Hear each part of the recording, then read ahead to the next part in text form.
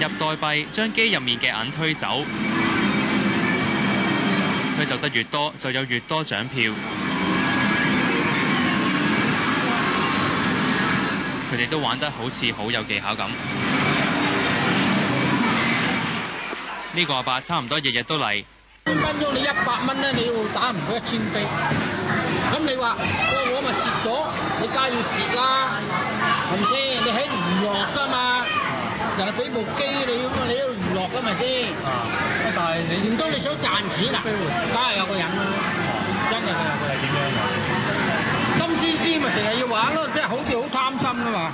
啊，呢個就嚟跌啦，呢個剩得一個啦，咁你玩。每日300-400蚊，一個月唔覺唔覺就過萬。贏翻嚟嘅獎票只可以換到值5-6千蚊嘅獎品，一個月就唔見幾千蚊。好多人以為推銀機這種遊戲成日玩都無傷大雅，不過戒賭機構就話，其實玩推銀機同賭錢冇分別。呢啲嘅仔女咧，未必咧每個星期都翻去探下咧呢啲嘅老人家咧，以至佢哋喺屋企咧就百無聊賴，往往喺屋企咧就產生一種嘅推力，將呢啲婦女咧就推上街。咁但係上到街咧，你梗係要有啲嘢吸引佢哋啦。